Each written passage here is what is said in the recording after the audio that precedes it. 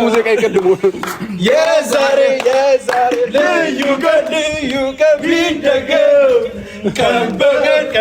ቀን ደስ አለሽ፣ እንኳን ለመኪና አበቃሽ። ደስ ብሎኛል። ከአራስ ቤት እያለች ከአራስ ቤት ሆና እንደዚህ አይነት የሚያስደስት ነገር መስማትም ማየትም በጣም ደስ ይላል አይደል ቤተሰብ?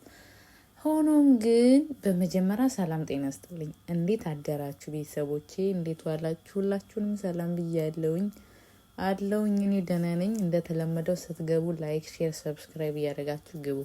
ግን አንድ ከታዘብኩት ነገር ምን መሰላችሁ? ካረሳችሁ በፊት የነበራችሁ ልጆች ካላችሁ አሁን ድረስ በእርግጠኝነት አላችሁ፣ የአብርሽ ተመልካቾች ማለት ነው።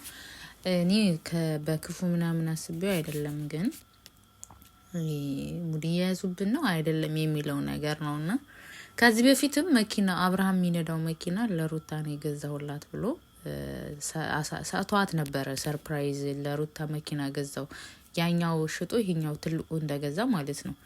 ሰርፕራይዝ አረኳት ብሎ ከዛ መኪናው እሷ አንድም ቀን ነድታው አታውቅም። እሱ ነው ሲነዳው የነበረው።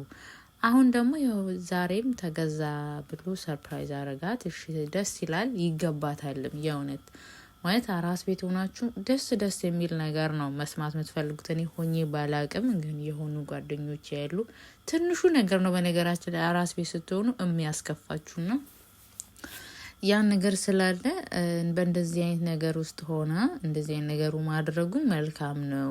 ሆኖን ግን ይሄ መኪና የምር ነው አይደለም ቤተሰብ ተጠራጥራችኋል? አልተጠራጠራችሁ? እኔማ የሆነ የክራይ ነው እንደ መኪናው ብያለሁ። ተከራይቶ ነው እንደ አብርሃም ማለት ምንድነው ደግሞ ታርጋ ነው ምንድነው እየፈለኩ ነበረ። እሱም እንትን አላረግም አዲስ ስለሆነ ነው መሰለኝ።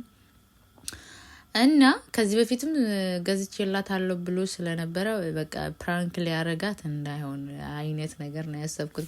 መጨረሻ ላይ ያስባችኋል ወይ ደግሞ ነገ የሚፖስተውን ቪዲዮ እሷ ላይ ነው በእርግጠኝነት። ያ ቪዲዮ ምንድነው የሚለው ፕራንክ ነው በቃ መኪና ምናምን ያልተገዛላትም እንዳይለን እኛንም ፕራንክ እንዳያረገን ነውና ምክንያቱም እንዳልኳችሁ ነው። ከዚህ በፊት ወደ ኋላ ሄዳችሁ የሱ ቪዲዮ ማየት ትችላላችሁ።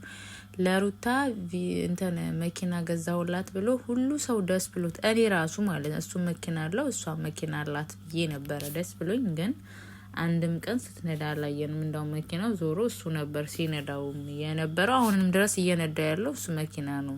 ሶ ምንድነው ለማለት የፈለኩት ነገር ፕራንክ እያረጋት ነው በቃ ቤተሰብ 4 ነጥብ። ፕራንክ ካልሆነ ባያላችሁ ለምን እኔ ከአራስ ቤት ስትወጣ ሩታ ይሄ መኪና እየነዳች ከመጣች በቃ አብርሽ የምርም በቃ ፕራንክ ሳይሆን ትክክለኛ የሆነ ነገር ነው ያደረገላት እላለሁ ማለት ነው። ለምን አብርሃም ብዙ ጊዜ በጣም ፕራንክ ስለሚያበዛ አሁን ላይ ቁም ነገሩን ፕራንኩን መለየት አቅቶናል ማለት ነውና ለዛ ነው። ግን ደስ ብሎኛል የእውነት ማለት ነው። ማለት በቃ ታርቀው ምናምን ከዛ ሁሉ ግርግር ጫጫታ አልፈው እዚህ መድረሳቸው ደስ ይላል። በዛ ላይ እሱም የልጅ አባት ሆኗል፣ እሷም የልጅ እናት ሆና አሁን ይሄ እንዴት ነው ኃላፊነትና የምትወስዱበት የሆነ ሰው በእናንተ ምክንያት መጥቷል። ያ ሰው ደግሞ እናንተ ናችሁ። ብዙ ነገሮቹን ኃላፊነትን ወስዳችሁ ከቨር የምታደርጉት እናንተ ናችሁ። ፈጣሪ አምኖብን ነው በነገራችን ላይ እናት መሆን አባት መሆን ይችላሉ፣ እናት አባት መሆን ይችላሉ ብሎ ነው አምኖ የሚሰጠንና ያ የተሰጠን ደግሞ ኃላፊነትና የተሰጠን ነገሮች በአግባቡ ካልተወጣን በጣም ከባድ ነው። በእኛ ምክንያት የመጣ ሰውን እንደሚጎዳ ነውና ይሄን ነገር ትልቅ የሆነ ስጦታ ሲሰጠን በስርዓት ካልያዝ ነው ሀርድ ነው ማለት ነውና ምን ለማለት ፈልጌ ነው